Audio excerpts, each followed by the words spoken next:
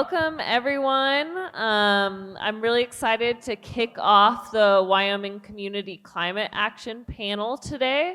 Welcome to our panelists, which are really great folks over here.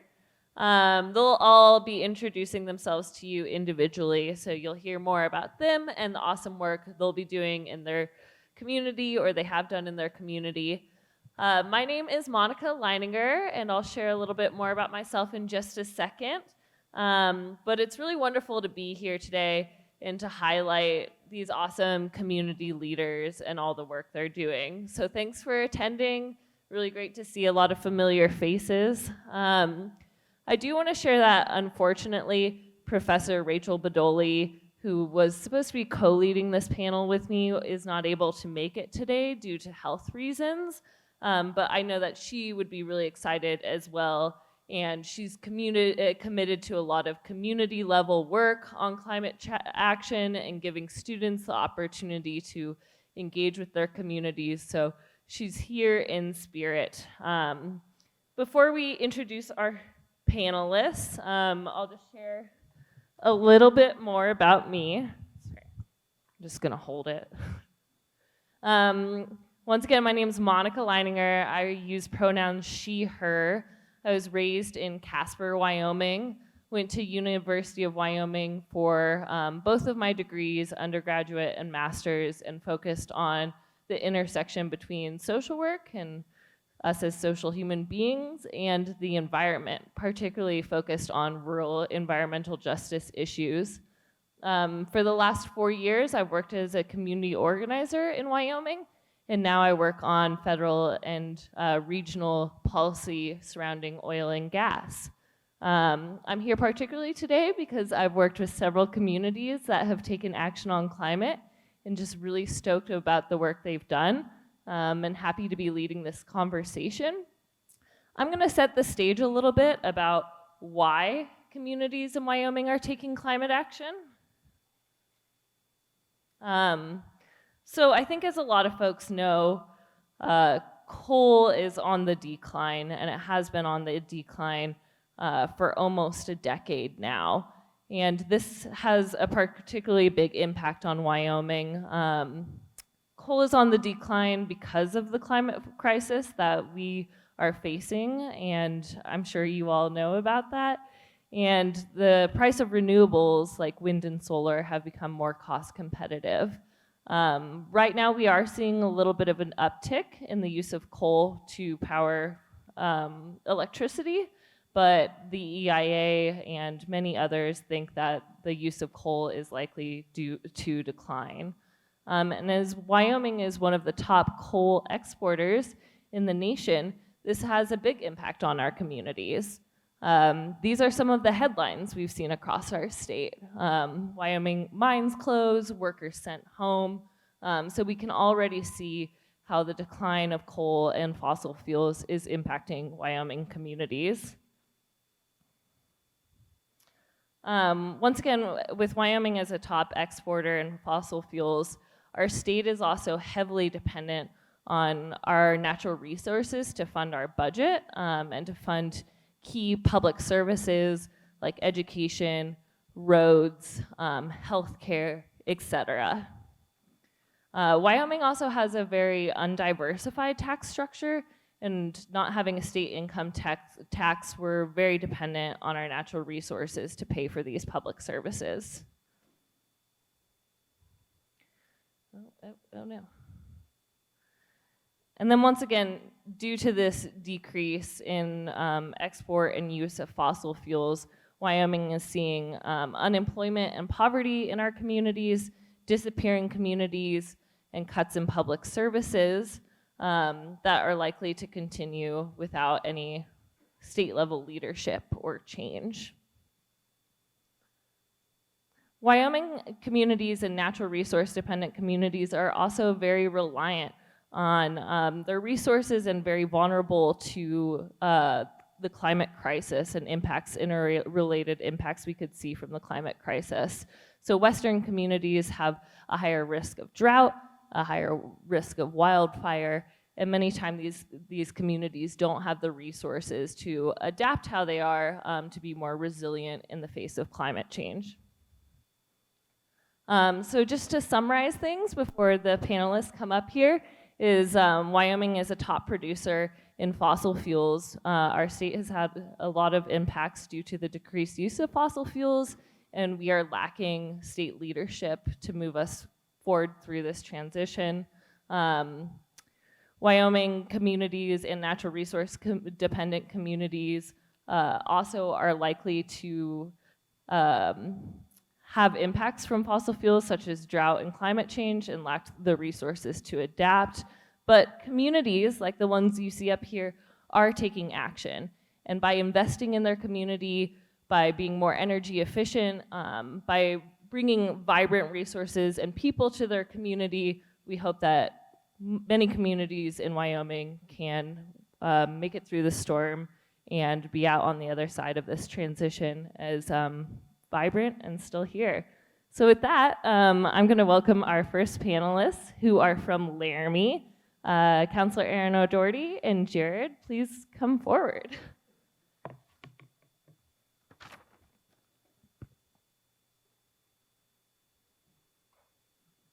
Are you doing it one at a time? Okay.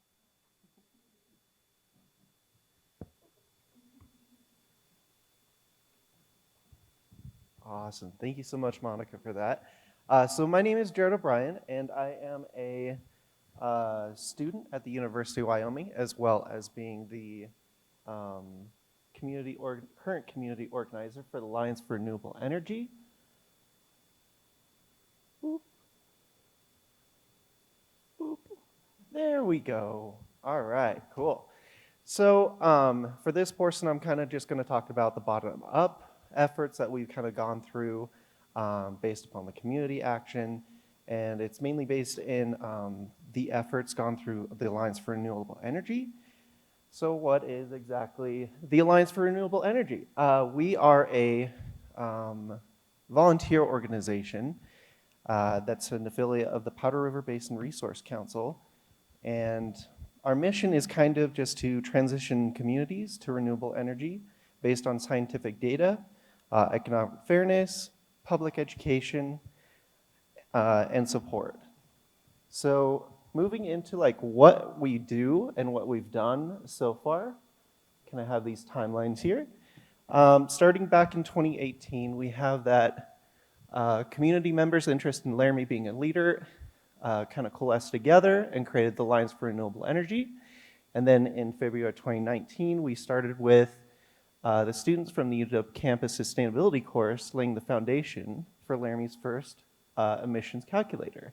And then in 2019, the city hires Xanthe York, utilizing funding from the Haub School to finalize this emissions, baseline emissions. So then we move to next year, City of Laramie and Haub School, which is a department at the University of Wyoming, hire an intern to finalize the municipal reductions plan outline. Whoops. And then the City of Laramie broke ground on a solar panel installation of the Recreation and Arts Events Center. Did I skip this? I apologize. This thing. Yep.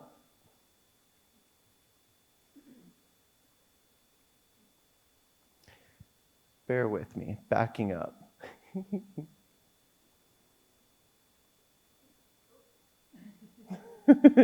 Now I'm experiencing the same problem as the previous presenter.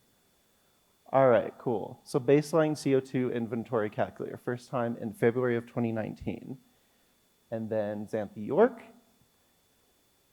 to finalize this baseline transition, I pressed it, but yep.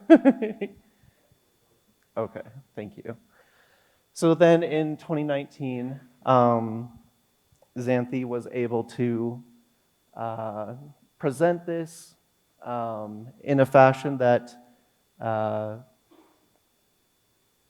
City Council about how other comparable cities increase their carbon footprint and utilize the Blue Sky grants.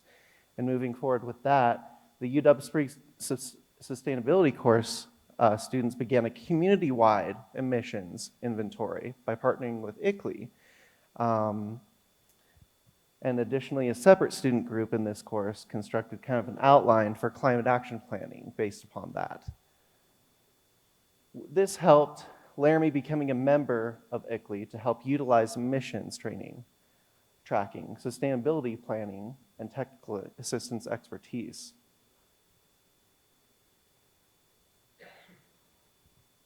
And then the Laramie and Albany County Environmental Advisory Committee released their formal carbon emissions reduction recommendations, which then led to the Laramie City Council passing the carbon neutrality by 2050 commitment unanimously. Unanimously, like this was a room full of people from the entire community that were all interested in the same venture. And I think this is one of the most amazing experiences and accomplishments for our community, having something that represents what we all strive for going forward and an actual baseline expectation for our future in reducing reducing carbon emissions. So then we kind of moved into a lot of grants based on the Blue Sky grant. And the first one was for the Recreation Center and Ice Event Center.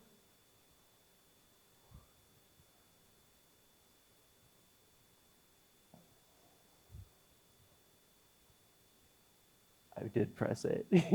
There, see. All right. All right, sounds good. Cool. And then in October 2020, we were able to break ground for those solar installations at the Laramie Event Center and ICE Event Center. And then for the third year in a row, ARE teams up with Taub School Spring Sustainability course to evaluate local incentives for solar installations and explore joint UW and city partnerships. This is the first time that where I kind of came into the mix. Myself and Jackson and others were able to do a study. And we basically found that there's a lot more interest in our community, especially among those in our city council, the Albany County, and then the university as well that want to work together on pushing this kind of initiatives forward. And then the Haub School, the city hired Zach Eisler to kind of help with the MT 2030 initiatives and update the emissions inventory as well. And so then we also applied for another Blue Sky grant for the installation of solar panels on Fire Station number 3 and an electric vehicles charging station, which will be underway in August actually, so that's 2 months away. And then the first convening of the Laramie Joint Climate Action Planning Task Force happened in September of last year. So I'll get into a little bit of the details on that in just a minute. And then Laramie, October last year, Laramie participated in the ACES National Solar Tour to showcase local residential and commercial installations. And then April 22, we have our Laramie Community Climate Summit as part of the Shepherd Symposium on Social Justice. And this was facilitated by students, of course, from the Campus Sustainability course within the Haub School. And it kind of consisted of the task force that I mentioned that was formed in September. And this consisted of stakeholders from different kind of governing bodies here over in Laramie, which were ASUW, the Student Body Government, UW Sustainability Coalition, faculty, staff, and operations staff at the UW, City Council Environmental Advisory Committee, Alliance for Renewable Energy, of course, Laramie City Council, and then the Albany Board of Commissions. The county is actually something that was kind of an extra caveat in getting into all this. When this was first proposed, we were honestly just hoping to get representatives from the university and the city. But of course, Commissioner Pete Gozar was like, yeah, let's do this. I'm interested. Let's go. And we met then, and then over the course of the year, we discussed some recommendations to go forward with that would help with these kind of climate mitigation, or excuse me, greenhouse gas mitigation incentives, and presented them as part of this summit, not only as a sort of first press release to the public, but also to garner support and get their thoughts on these. And some of these recommendations, next slide, please. Some of these recommendations are here in a summarized form. We have the purchase of bulk buys, electric hybrid vehicles for fleet within the community, and then a unified waste and composting, education and community engagement, home and office energy audits, and then unified transportation networks. During the post survey, we found that a lot of people, the majority of people, were interested in education and community engagement. I think that's really important and impactful, because starting with sort of the information about what this is, what we can do, and how we can go forward is an essential part in grassroots organizing, because as it turns out, everybody's super confident in their individual capabilities to mitigate these sort of disastrous effects on the climate, but the confidence level kind of decreases as you go larger and larger to local and then national. So it's like, how do we kind of facilitate this confidence? And how do we go forward for the betterment of ourselves, our future, our friends and neighbors, and so forth? So with that, kind of covering the, no, you're welcome. Kind of covering the bottom-up portion, I'll leave it to Councilor O'Doherty to cover the top-down portion. I need to use my cheat sheet. Oh, yeah, I got you.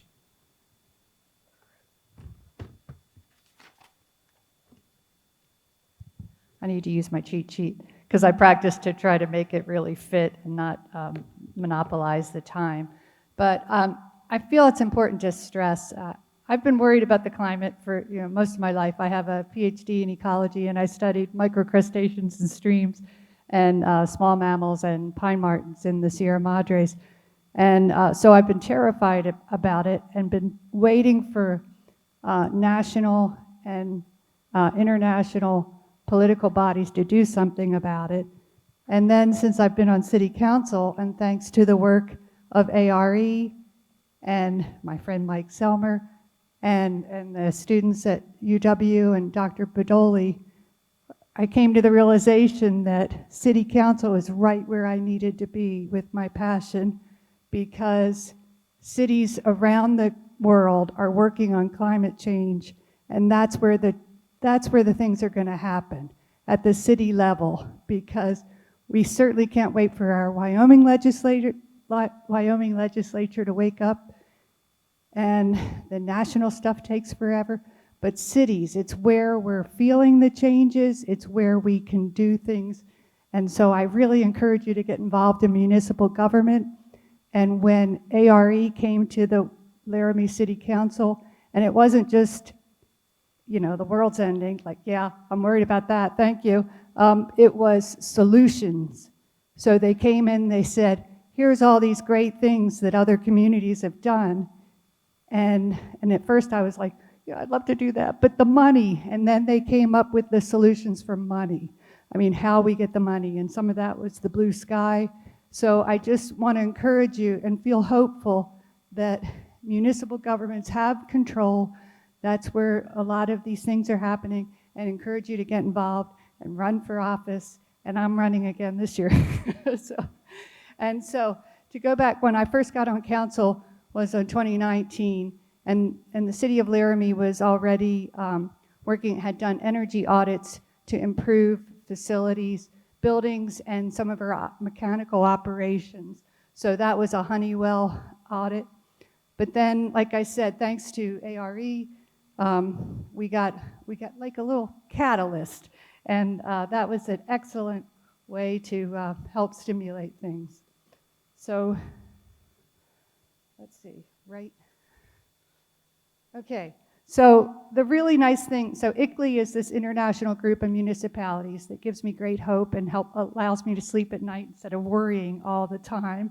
But their emissions calculator is a way to see on your whole, like in our case, in the municipal level, what's emitting the most greenhouse gases. And so for Laramie, we learned that solid waste was the biggest. And it's not too surprising because Laramie has the landfill that serves Laramie, the whole county, and a little beyond. And we know that landfills, because of food waste in landfills, that rots and turns into methane, and that's a more potent greenhouse gas. So we know that's a problem. But we also, in Laramie, we do a lot of composting. All our green waste is chopped and composted. We're still working on the composting of food waste. The other things were buildings and facilities, and fortunately the city started working on that just as soon as they ID'd the things that were problems, like blowers at the wastewater system, like outdated equipment. Now there's much more efficient pumps and blowers, so we're working on that. And then the vehicle fleet, and because cities have a regular replacement cycle, it's a place where we can have an effect. And then employee commute, that's something that, as a matter of fitness for employees, wellness, we've been encouraging more, I'm taking credit, it's our staff, more bicycle commuting and things. So, next. Okay, so the city, it's actually a city and county environmental advisory commission that got together after ARE presented to us, and then a lot of the same people were involved in this subcommittee that came up with these recommendations. And then when they brought it to city council, fortunately, is anything, yeah, oops, I went too far, I did the thing. Okay, when we came to city council, I'm not good enough at this. Okay, I went too far. When it came to city council, we had the big crowd. This was in the before times, and so the room was full, and counselors that I know, one works on diesel mechanics, is a diesel mechanic. I didn't think that we'd have his support, but because we had this outcry from the community and these good practical solutions, it passed unanimously, and that was a great day. Thank you. And I have to go back one. Can you just go back? Yeah, okay. Okay, so go forward then. What'd you do? Okay, back one. So we also passed a resolution at the every calendar year, the city council gets together and lays out plans for the year. And this is a really big deal because that's how we plot the path for the year for our staff to go run with the things that the city council have said these are our goals. And so we made one of our goals to continue with these the milestone being to continue with our carbon neutrality plan. And so that was a really big deal because then staff just runs with it, and it's a really wonderful thing. And so in addition to the projects that Jared talked about, we have these, they were partly funded by Blue Sky grants, and it's only been up since May of 2021, started generating, and we've already saved over 88 metric tons that would have been used to help with the electricity of our rec center and our ice arena. And then the slide. And we talked about the fire station. And the fire station is going to have electrical public vehicle charging. So one of the other things about the staff having the marching orders about this is what's important to us is they just build it into what they do. And so now it's built into the budget that gets set every year. We give the staff, starting at the beginning of the year, these are our goals. And so then the people working on budget know that they have to integrate this in. So, so the staff, without me saying, please do this thing, we have a new municipal operations center going up north of Laramie, and on this garage, which is pretty big, they put a 25 kilowatt array that the city paid for. And I just wanted to point out how, I said postage stamp, but it's more like a postmark on that footprint of that roof. You could see if we didn't have the 25 kilowatt cap for solar, cities could create a lot more of our own electricity. Slide, thanks. So we've done a lot. I better just look at that. So we're going to continue these greenhouse gas, the inventories, because that's really helpful for pinpointing where are we, where are the places, where's the low-hanging fruit, where can we make a difference? And then continue collaborating. It looks like I misspelled, I don't know. And then, so we joined ICLEI, which is that international group, and then this Mountain Towns 2030. And that gave us an opportunity to talk to other mountain towns, what they're doing to reduce carbon emissions. And in addition to the 4 25 kilowatt arrays that we have, we've also sought Soul Smart designation to encourage residents to put solar, to put photovoltaics on their houses and streamline the permitting process.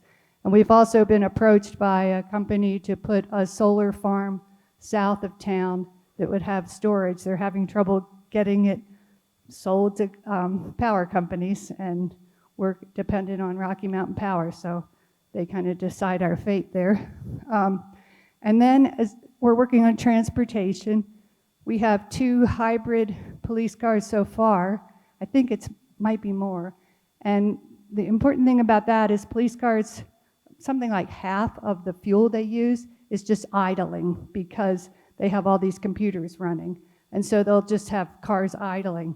But now they have hybrids, so they don't have to idle, and we're looking into power packs for the other ones. And then the charging stations, we're promoting bike and pedestrian paths, getting more funding to expand our pathways. And we have the bird scooters now in Laramie. They say 14,000 miles have been traveled since last August. They convert that to metric tons saved, but we don't know if they're joyrides or like replacing an actual fossil fuel trip. So, we'll take it with a grain of salt, but I do see them on both ends of town, and I see them in low income areas.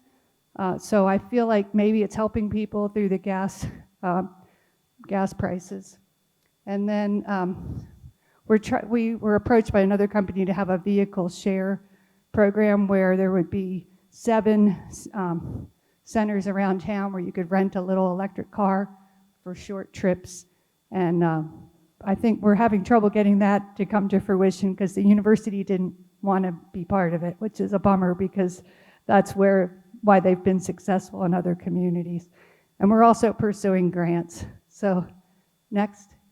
So I'll save it for questions, but if anybody wants more details, we're doing a lot of things, and I'm really excited about it, and it's why I'm involved in politics. So thank you.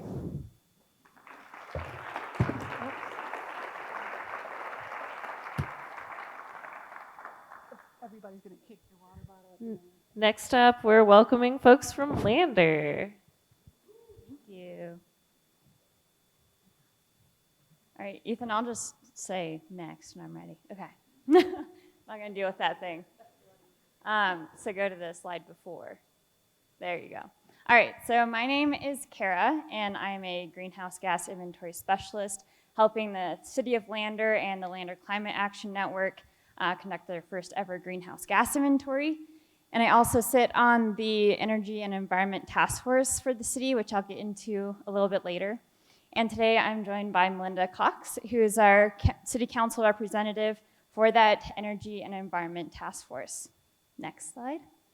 So yeah, today I'm gonna go through a little bit of a timeline of how we got to where we are today. It first started in February of 2020 when a group of Lander citizens who were really concerned about the local climate impacts that they were seeing and not really seeing any urgency about those climate impacts, they all came together and they put together a really stellar series that was like one night each week for 4 different weeks. And the different topics that they presented on were local and global climate impacts, local energy solutions, action on the federal level, and local food and water.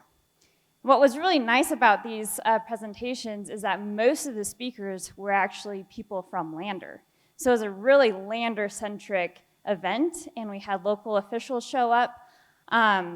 So it was great to start the conversation with an educational series, get everybody on the same page, start a dialogue, and a couple hundred people ended up showing up throughout those 4 weeks. And so we had a nice list of people who we could reach out to after that event and start a discussion on solutions. Next slide. So that brings us to spring of 2020, and which we all know was pandemic time.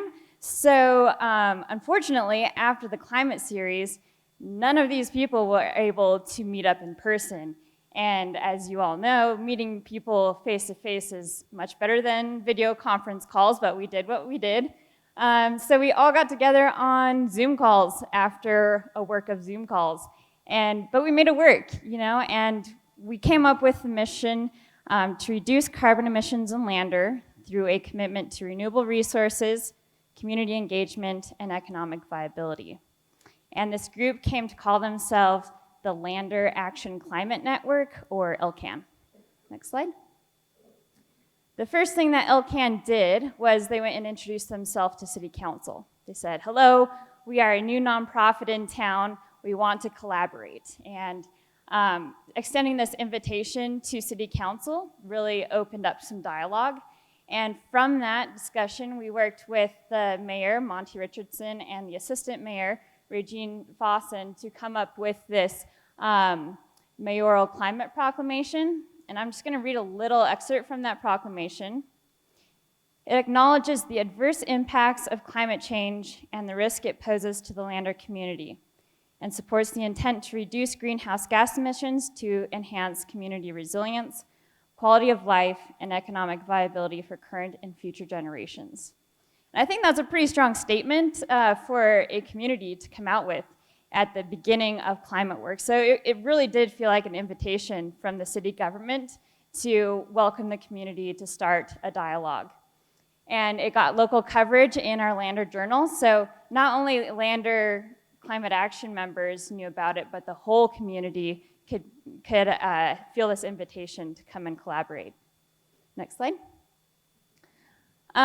Next step in this natural progression was to learn what other communities were doing. We're trying not to reinvent the wheel each time, so we did a lot of research on other mountain towns, and then we actually invited Red Lodge, Whitefish, and Laramie on a video call to discuss how they did it within their cities. And mostly we were focusing on the city level because the city would be a great case study and an example for how other businesses or organizations within the community can start to make change on their scale too.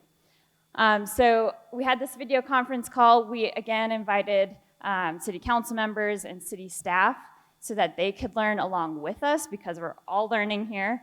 And that was really great because they had questions that people in LCAN hadn't thought of because they're not in that system and they didn't have the specific budgetary questions, for example. So that was really great to get their input as well. And one of the key takeaways is that we learned that there's a standard process for municipalities to go through. So typically when they start out with climate action planning, they do a greenhouse gas inventory. And a greenhouse gas inventory is different than an energy audit in that an energy audit, you're just assessing your buildings. In a greenhouse gas inventory, you're looking at all of the city operations. So you're looking at your natural gas and your electricity use, but also what does your fleet do? What are your emissions from your wastewater treatment plant? Where does your staff travel for conferences? We're looking at all of those emission sources and getting them all on the same level. And then you can identify, oh, wow, okay, so our transportation is actually our biggest emitter versus, or wastewater treatment lagoons. So that's where communities typically start out. And then they go into the climate action planning part. So you have all of your data from the inventory, and then you can start strategic planning and doing implementation. Next slide. Okay, and then another thing we learned was that there was kind of a separation, or there's like a environmental advisory board for that advises city council or city staff in a lot of these other towns. And so we did a separation between LCAN, which was going to focus more on the community scale and doing more events and education and advocacy.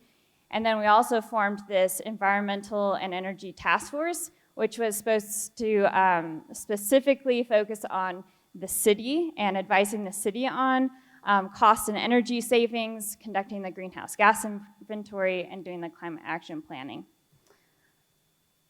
We also used ICLEI's Clear Path Calculator. ICLEI has been a huge resource in that it gives you a framework to work with to do your inventory because, again, not very many people are specialists in inventories. So it's very self-explanatory, and you get help along the way with a person explaining what different emission sources are. So that was a really helpful tool.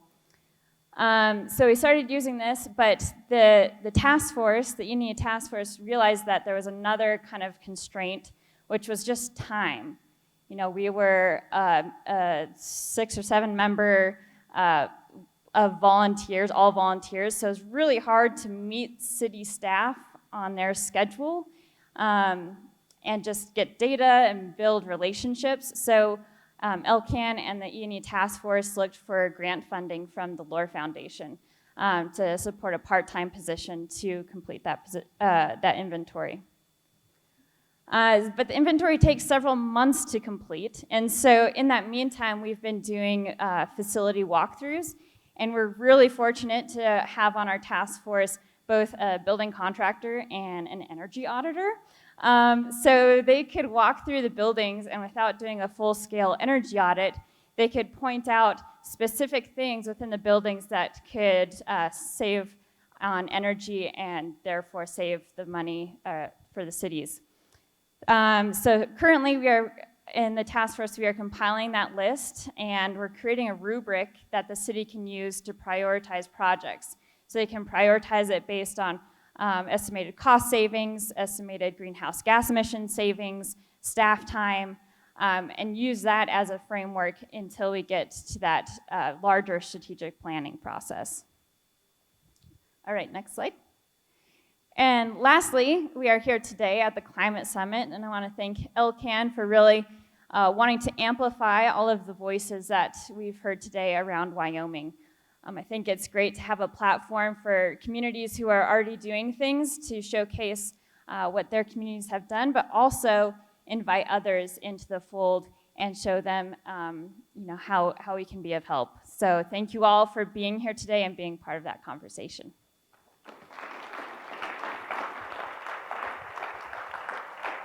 Thanks, Kara. Next, we'll welcome folks from Wind River. Come on up.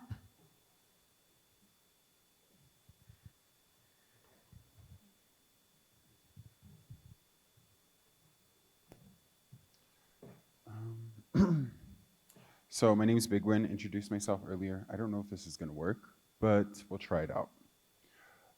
So I think before talking about Wind River, we have to talk about the history of Wyoming.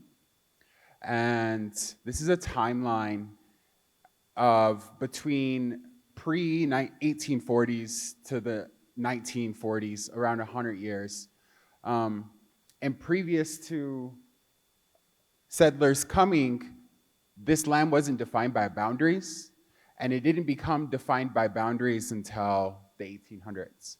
And in fact, in 1837, Fort Laramie became the first settlement in Wyoming.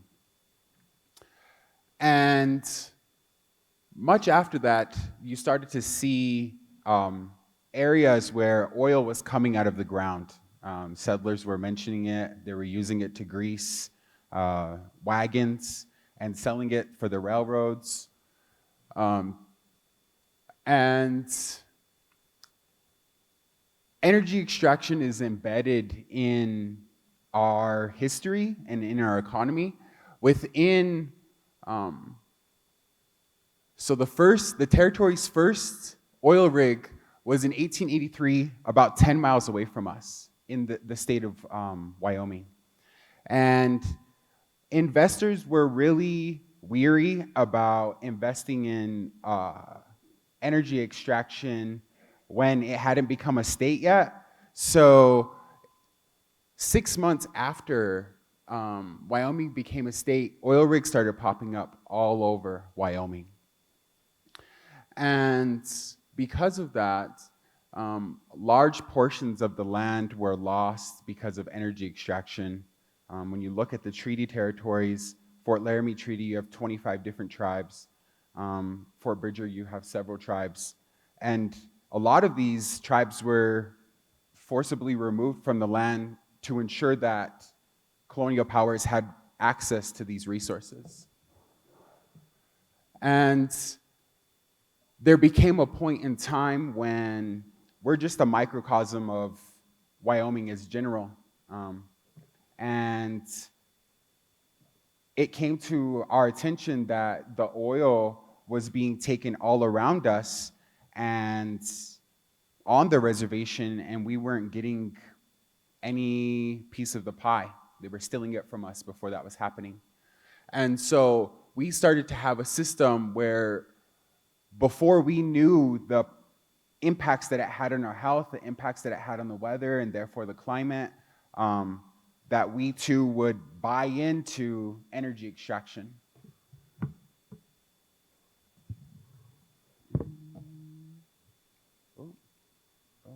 Okay.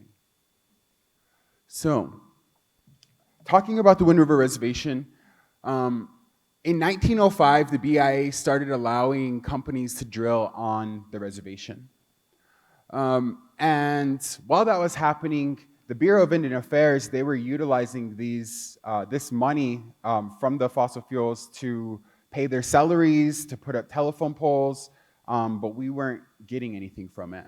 And it wasn't until 1947 when Congress had to pass a law that allowed us to receive dividends each month, which is called a per capita payment, based off of the royalties of oil and gas.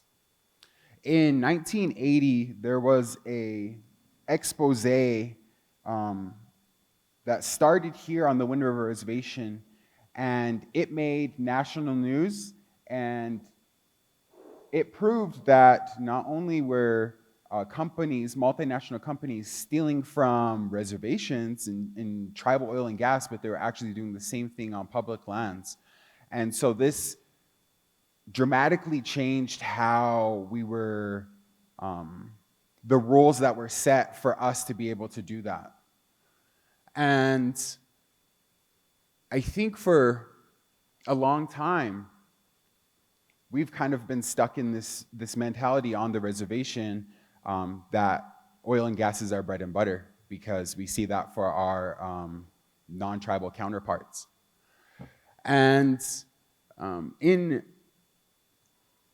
because we are funded by fossil fuels, we are a fossil fuel tribe, there's a lot of resistance, in our leadership and in our government structures to divert away from fossil fuels. And in fact, it wasn't until very recently that a lot of these conversations actually started happening in our community. And I think that those conversations started happening around Standing Rock. And if you're not familiar with what Standing Rock was, is there was a pipeline being built in Fort Laramie Treaty territory in North Dakota, and there was overwhelming opposition. And there were local people from here, young people, who went out there, seen what was going on, seen the effects that it was having, and were under that leadership, came back to our communities to ask our governments to support them. And that's opened up a lot of conversations that had happened because we do profit from the fossil fuel industry. And people from that went out to Standing Rock, we came back to our communities after that campaign had finished, And we were left with the question, how do we bring this work back to our communities as a fossil fuel tribe?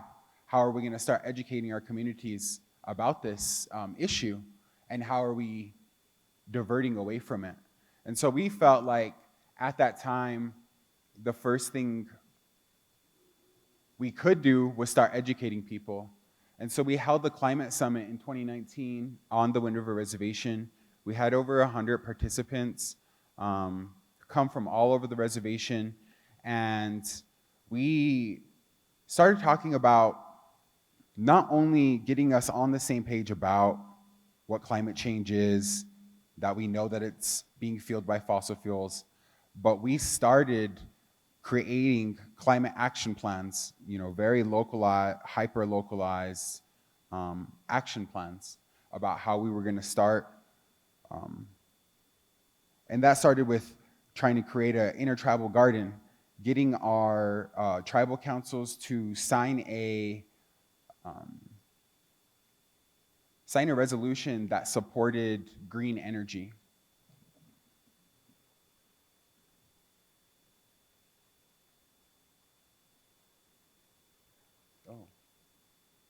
Yeah.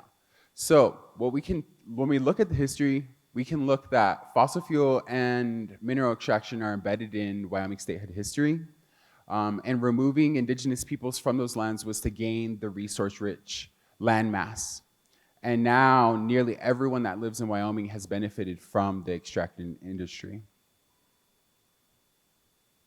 Next slide. And so I think it's important when we're talking about this, and we see the difference between our governments and the members of the community.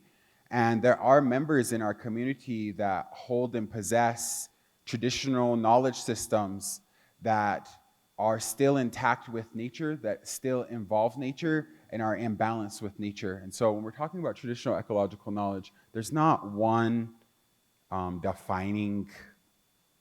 definition of it, but it's a series of gatherings of local observations that allow us to be able to have blended solutions and shared solutions. So usually when we talk about TEK, there are differences between the Western science approach. And when we're talking about Western science, it's usually written in the written form in a lot of these ways. When we're talking about traditional ecological knowledge, it's often passed on orally from person to person. And oftentimes we can get into this headspace where we're like, these are two totally different ideas, and they don't complement each other, they don't mesh well, when in fact, there are a lot of common ground and shared principles when we're talking about traditional ecological knowledge and Western climate science. And a lot of those common principles are that we see the intersectionality between a lot of what's happening in the environment, what's happening in certain areas, what's happening in different communities, and we believe that they're all interconnected. When we're talking about skills and procedures, we start to recognize patterns, cycles on the land, and these are common goals that we share. When we're talking about knowledge systems, I think what Western science does a lot is we have a very quantitative written record, so we start recording all of these things. But for traditional ecological knowledge, it's really based on relationships to the land, relationships to the plants and animals, and often it's integrated into our daily life and praxis.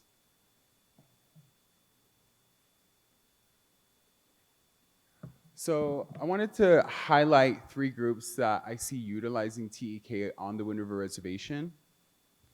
And starting with the Restoring Shoshone Ancestral Foods Project, who have created a database of ancestral and historical plants and their uses. And are utilizing local harvesting and cooking meetups and have a community-based research project with the University of Wyoming. And this is really important because our food systems and our lifeways are connected to the land. And a lot of those traditional uses, they're at risk because of climate change.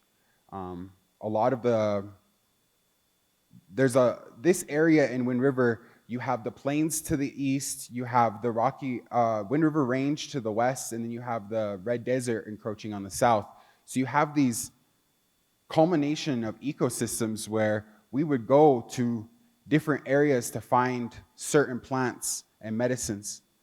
And now it's becoming even harder to find these medicines because they're not growing in the places that they have for hundreds, if not thousands of years.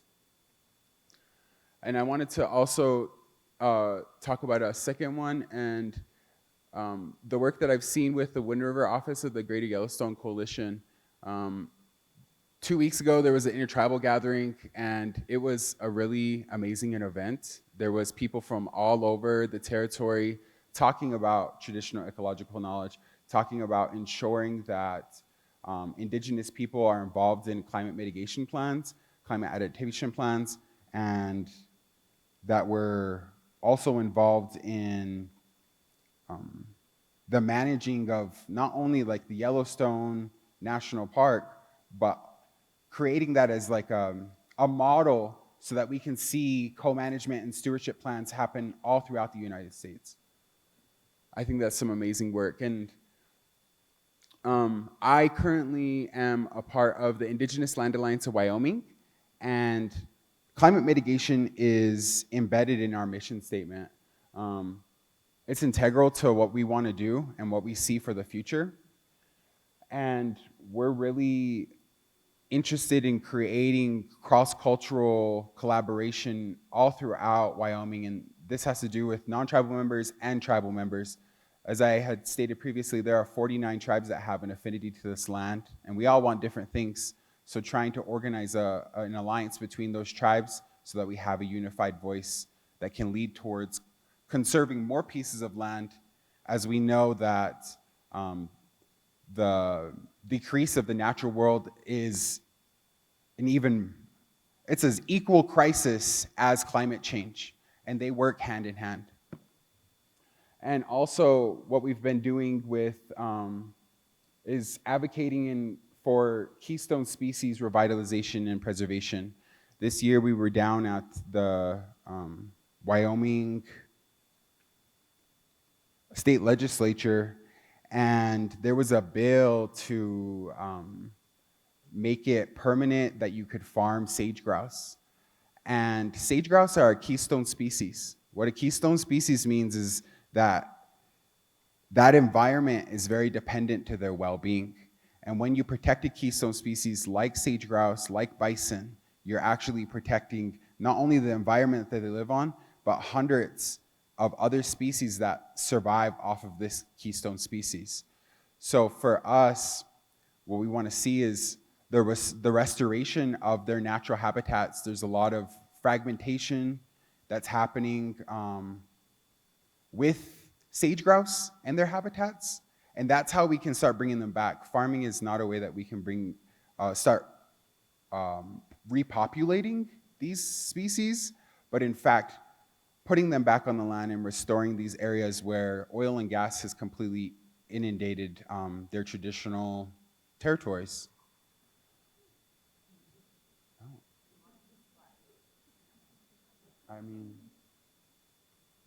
I think that was about it. Yeah. Ivan, would you like to come up and say a few words?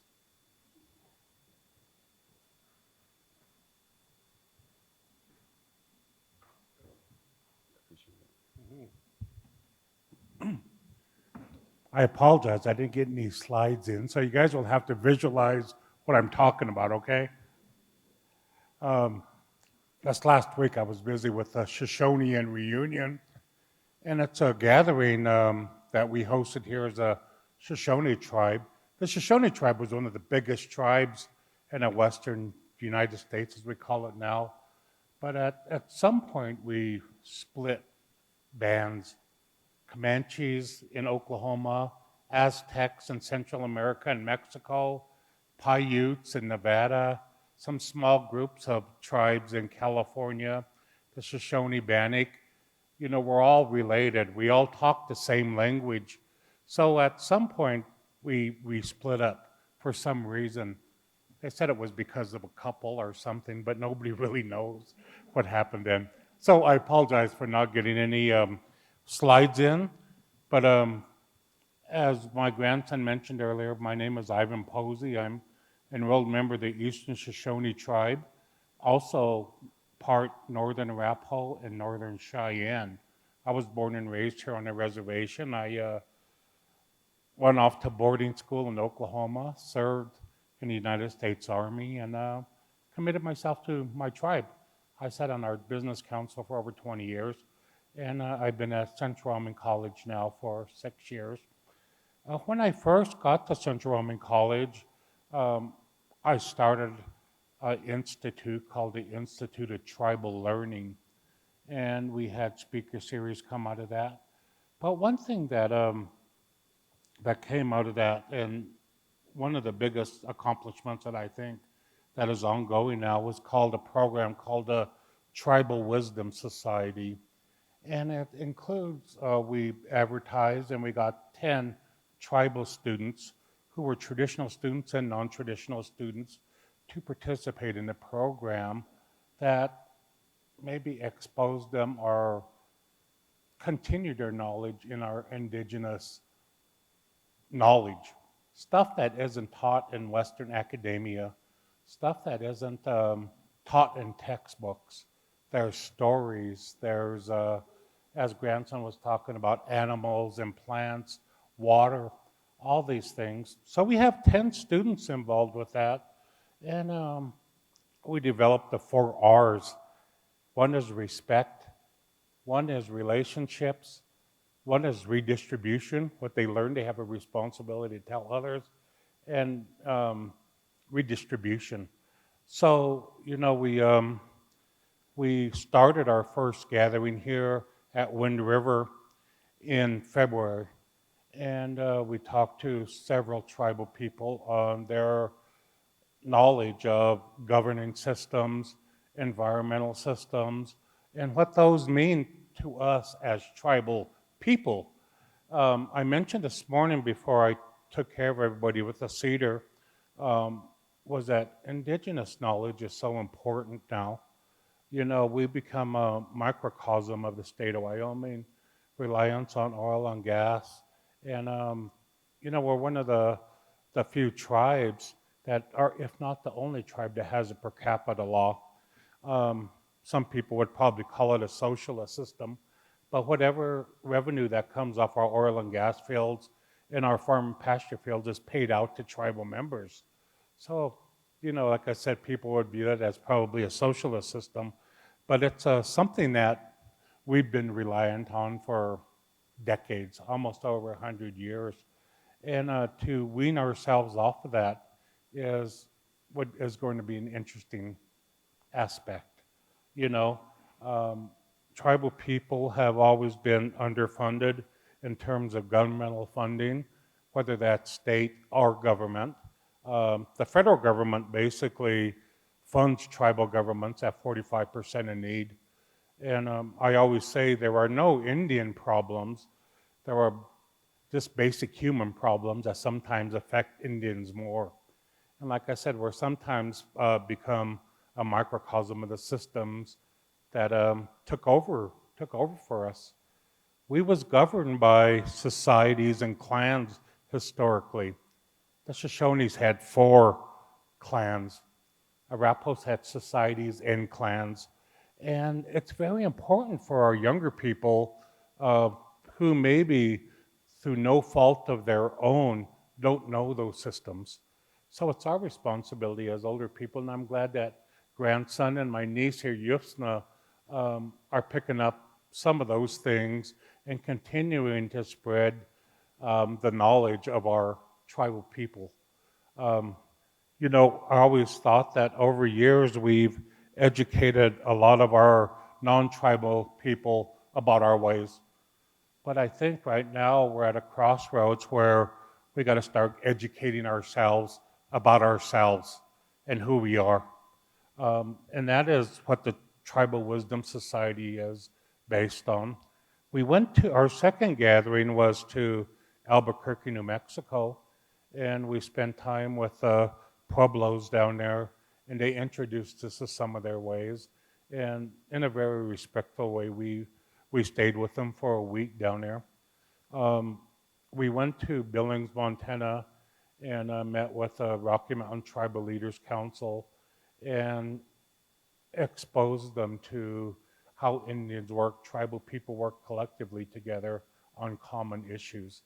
And the next gathering, and I hope it works out, because of the pandemic, some reservations like ours here are still limited in terms of access to offices and stuff. I really want them to go up to the Crow and Northern Cheyenne Reservation and learn about their systems, is how they govern. You know, the Crows have a very strong clan system still. The Northern Cheyenne have society systems where they're still active, and they have a responsibility to the tribe. If something happens, they have their own roles of what their responsibility is, and those are very active there. If we don't go there, the Shoshone Bannock will host us. But part of that is environmental. You know, on reservations here, I'm speaking for here, is illegal dumping, the issue of water. You know, a lot of our water goes to irrigation on the reservation, and we have antiquated irrigation systems, you know, that have a lot of seepage, and the water doesn't get where it needs to, and that affects the plants, animals, and the whole wide range of things. There are environmental issues with oil and gas development, as I mentioned earlier, how reliant we are on that, and hopefully we'll address that at some point. Years ago, when I served as a chairman, we looked at wind energy for the reservation, and we wanted to see how to transport that out of here. But there's not enough room in the transmission lines. So, you know, you would think that in Wind River, we'd have renewable wind energy. That didn't happen. Maybe that's on the board now in terms of, I know we do have a little bit hydro energy.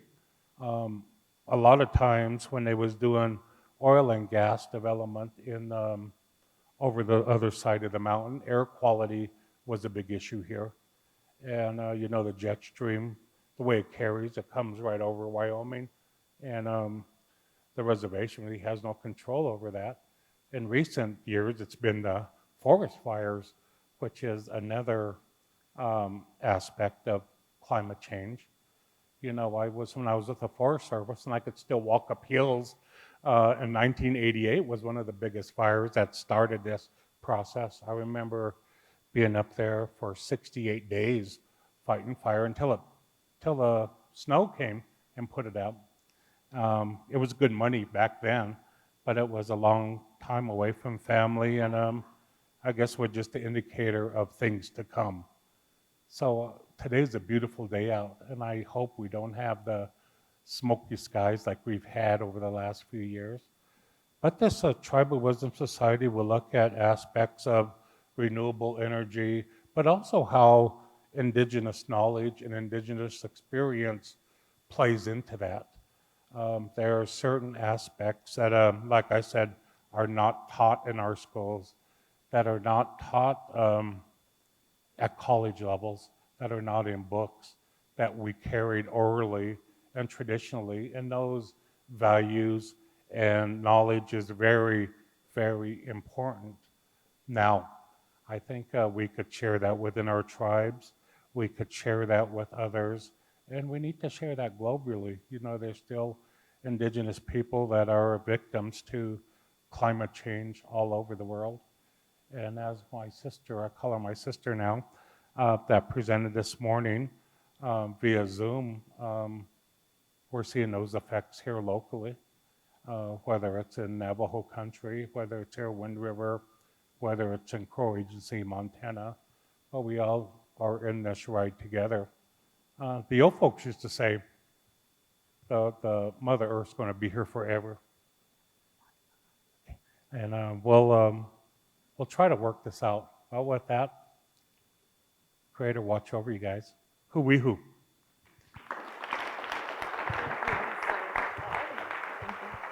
All right. Next up, I'm going to welcome representatives from Jackson. Awesome, thank you. Thanks, everyone.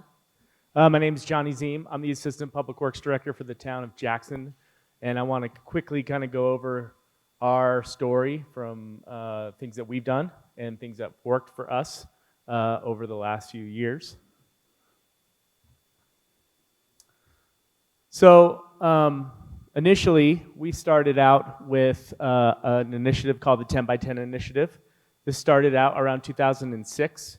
It was a goal that we formulated between the town and the county to quantitatively reduce our electricity and vehicle energy usage by 10% by 2010. This is one of our first goals that we set. It started out when a bunch of staff went down to Aspen, Colorado for the Canary Initiative in 2006. Kind of right when Aspen and Vail were starting to kind of do a lot of their work with on sustainability and with ski resorts down there. We formed a green team and an energy efficiency action board between the town and county. At the same time, we also had our mayor sign the climate protection agreement, formalizing energy efficiency efforts for local government. That was around 2007. And then we did some other cool things where we did like an MOU with our county to formalize some cooperative efforts to implement energy efficiency projects. So again, this whole project that we did, the 10 by 10 initiative, was very jointly funded between the town and the county. And then we, again, looked at trying to hit our goal of 10% reduction in electricity and fossil fuel usage by 2010. So what do we focus on? So the focus was on tangible actions to conserve, to save resources, and money. So this is a big thing when you're trying to pass a lot of these initiatives. You have to always have the conversation about how you can save money, because if you can save money, then you can reallocate those resources to other areas within your climate portfolio or sustainability portfolio and reinvest those funds and do more cool things. We also we hired an energy affairs coordinator, and we created a partnership with our local utility coordinator, Lower Valley Energy. This is a really cool partnership. It was originally called the Jackson Hole Energy and Sustainability Project. Now it's called the Energy Conservation Works.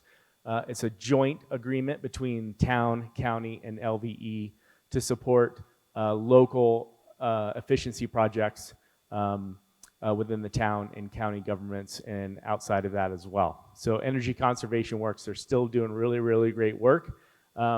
And you can find a lot of their cool projects that we've worked on over the last 10, 12 years on their website. So what were the goals and major accomplishments out of the 10 by 10 initiative? We used Energy Tracker to begin to assimilate our model in terms of like what data we're pulling and what data we're saving. We created a baseline year for all future years of comparison, which was 2006. All the facilities and vehicle energy usage was tracked across both government organizations. This is probably the most tedious task that you have to do, is tracking all of your data, because you don't know what you're doing, you know, whether it's greenhouse gas emissions, inventory emissions, unless you're tracking it year over year, sometimes month over month. We adopted a plug-in hybrid resolution. We looked at, in that resolution, flexible fuel plug-in hybrid vehicles. We completed a facility energy audit for 34 buildings. That was a pretty big task between the town and the county. We began installing solar systems on government buildings. One of the cool things both the town and county did is we sponsored a local low-impact hydro dam, two actually, between the town and the county. which is about an hour south of Jackson. So our organization, just for our municipal services, is 100% green. We pay a premium to sponsor these low-impact hydro dams, and that provides our energy for providing our services. We also introduced LEED buildings into our building standards, and we launched the Zero Waste program back in 2009 with our integrated solid waste and recycling.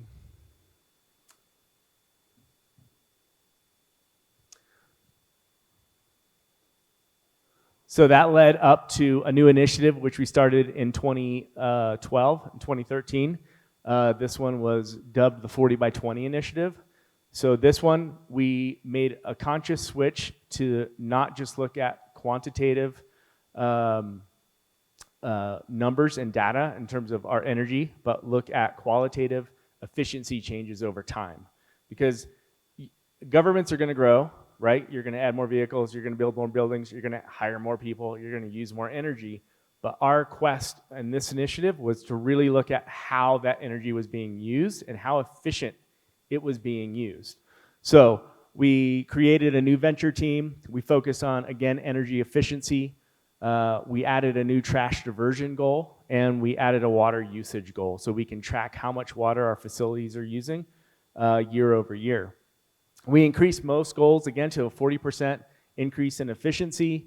Then we adopted the resolution in support of the Paris Agreement. We also adopted a resolution to achieve carbon neutrality by 2030. And we signed on to Mountain Towns 2030. Now, you've heard a lot of other speakers talk about MT 2030. If you are not a part of MT 2030, Mountain Towns 2030, you should be. If your municipality is not a part of this, you should be. Tomorrow, sign up. Because they are doing amazing work putting together a solutions project, which is basically culminating all of these cool projects on climate change from multiple municipalities and multiple cities across the Rocky Mountain region that you can replicate, right? So we're not reinventing the wheel here. There are real tangible projects that you have direct access to and people who you have direct access to. So you can learn how to do things like a plastic bag ban. You can learn how does someone put in electric vehicle charging systems. You can learn how do you build a solar system or contract a solar system, right? Those sources are out there and people are willing to help you. So I think it's really cool. So the 40 by 20 initiative develops strategies, baselines for short and long-term solutions. What were the goals and accomplishments, the major goals and accomplishments out of this? So we added EV charging stations downtown. We also included 2 level 3 fast chargers, which is the first in the state of Wyoming. Level 3 fast charger will charge an EV in roughly about, Alicia might correct me, but an hour, 45 minutes to an hour, depending on the vehicle, completely without juice. So that's really, really good. We also built a virtual net metered solar system. So what is a virtual net meter solar system? It's one of the first in the state. It's where you can actually construct a giant solar system. It's also called community solar, and it doesn't get, it gets redistributed based on other accounts that are sponsors of it. So it doesn't have to be directly tied to a building. So you can go out into a massive piece of land where you have 10 acres, 20 acres, 30 acres, and build a very large solar system and then offset accounts, either residential or commercial, in town, which is really nice because when you build at scale, it's cheaper per kilowatt installed. And depending on where you put these types of solar systems, you can put them in giant areas where there's not a lot of shade, from buildings, so you get more energy production. We also constructed 3 additional solar systems. All said and done, we're about 1,000 megawatts of yearly generation. We have about 3,400 panels installed between our wastewater plant, water treatment, public restrooms, town hall, public works, on and on. We've been adding them over time. They've gotten cheaper. I think the first solar panels we put in 2008 were like $10,000 per kilowatt installed, and now they're probably around $1,800 per kilowatt installed. We also looked at the installation of of new mixing at our wastewater treatment plant. Our wastewater treatment plant in 2010 was one of the biggest users, as is for every municipality with a wastewater treatment plant. They use lots of energy, and you just cannot throw up a solar system and expect it to just magically work and your energy use goes away. So you have to look at ways that you can really track and make noticeable changes to systems in terms of efficiencies and stuff like that over time. We also looked at, again, some other things we did at the treatment plant, high efficiency blowers. We did a lot of conversions to LED lighting. We also had to replace an ice making system at our ice rink. So one of the cool things we did is we looked at a really efficient system which uses ammonia to make ice, and we put that in around 2014. We were also looking at a carbon dioxide system. Unfortunately, there wasn't a lot of people who worked on that system at the time around Jackson, so we went with the ammonia ice making system, which saved us quite a bit of energy. We also purchased numerous electric vehicles. We recently purchased 8 40-foot electric buses, which has been working really, really well, and we're looking to buy probably another 4 to 8 in the next few years. We also did a plastic bag ordinance back in the day. Some other cool things that came out of it, we put in about 75 recycling containers downtown, numerous pathways and complete street projects we've done over the years. So when we go in and rip up a street, we're gonna put in some new infrastructure. We're also gonna put in sidewalks. We're gonna redo everything. Multimodal transportation is key, and it should be key in all of your communities, because what's the number one thing you want people to do? Get the hell out of their car, right? And they are not gonna do it if you're not providing pathways, sidewalks, or multimodal transportation of some sort. So really think about that in the future. We just purchased 5 hybrid police interceptors. Another community was talking about that too. We also purchased 6 e-bikes just for employees to use. We station them at Town Hall, at Public Works. People can jump on them to do business, run around town as they see fit, which is really awesome. We're currently working on a Teton Climate Action Plan, grassroots effort. We're installing a bunch of stormwater treatment units for creek protection. We also have done an inventory on GHG gases. We did one in 2008, and the last one we did is 2018, so we're gonna work on that again. And recently we did a on-demand transit system through our Start Bus system, which is really cool because the on-demand system is basically like you call and they come pick you up, and it replaces part of our transit system, and part of the vehicles they use are all electric. So it's a win-win.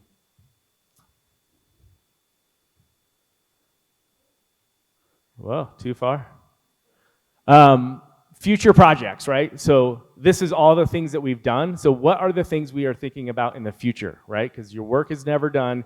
You need to be thinking about what you're going to be doing next. So we're going to be looking at land development regulations to require EV chargers at all redevelopments. So anything that gets redevelopment, you got to put in the infrastructure to get your permits. We're going to change and look at our building code efficiency and amendments. We're also looking as a town for procurement to have an EV purchasing policy that basically is like, if you're going to replace a car and there's an electric car out there, you need to buy it, right? We just purchased some all-electric police bikes, which are pretty awesome. They're all black, they have lights, little sirens, they're pretty cool. The fat tire bikes. You know you're doing something right when the police department wants to use an electric bike, like really. They have 3 electric motorcycles as well, which we've been using since around 2010. The electric motorcycles they love, and they put a lot of use on them in the spring and summer and fall. We're also looking at large scalable EV charging projects. I want to put in probably another 10 level 3 fast chargers in the downtown at our parking areas. If you're thinking about putting in EV charging systems, please look to your parking lots first, right? That's where people are going to want to park, and that's where tourists and visitors are going to want to charge. So that's the first step we did, and we're going to try and swing for the fences here in the next few years to really get a bigger project built. We're also looking at a community solar project, again, a virtual net meter project. We're developing a climate action plan, looking at our current plans for transportation. Our biggest source in like most communities of greenhouse gas emissions is transportation. It's about 65%. So that's really hard for a lot of these communities. Like, how do you get people out of their cars, right? Especially when you have 3 million visitors coming to your little town of 10,000 people, and they all drive there in gas guzzlers, right? So how do you begin to get those people out of their cars? How do you begin to expand the use of EVs? How do you begin to provide more EV infrastructure? Like, those are the things that we're thinking about and we'll continue to think about. We're gonna buy more transit buses that are gonna be EV ready. A lot of grants out there for that sort of stuff, which is really awesome. And then we're gonna be continuing looking again at redesigning our roads and pathways. And the least favorite politically thing to do in a community, paid parking, right? Paid parking is a really good tool to get people out of their car when they know they have to pay to park wherever they're gonna end up, right? So paid parking is gonna be a critical tool, I think, for us to use in the future to really try and get people out of their cars and use multimodal transportation as much as possible.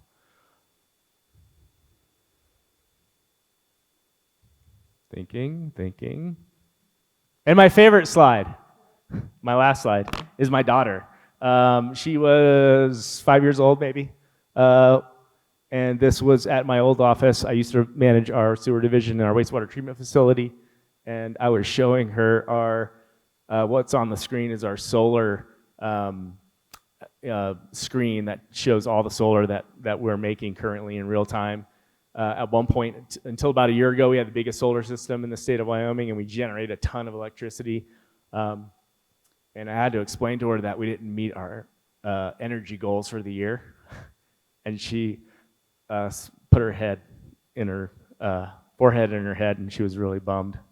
So good parent moment, made me feel really good.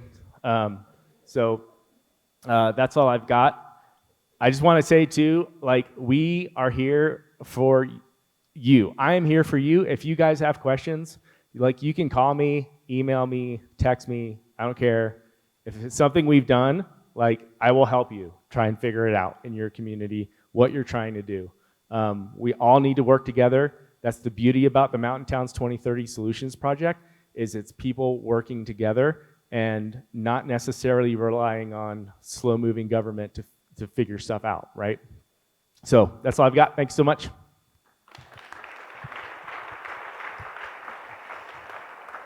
How awesome are all of these communities? Let's give them one more round of applause for everyone. Thank you so much to our panelists. Thank you all for listening. I would invite you all to start thinking about your own community and what actions you could take. What are the challenges in your community? What are the assets you have to move this climate action work forward? So you might notice that there's some big sticky notes over there, sticky notes on the table. There's a prompt. Would love to hear about your community and sort of how you could begin this work or what you're doing in this work. There's also a space of, if you want to connect with any of the amazing panelists today, you can write their name, role, and community, and then put your name and contact information. I also very much invite you all to talk to these panelists. They're here, like Johnny said, to answer questions and to be here for you. And I encourage over the lunch hour for you guys to talk to each other and learn about your community and what climate action work can be done or is going on currently.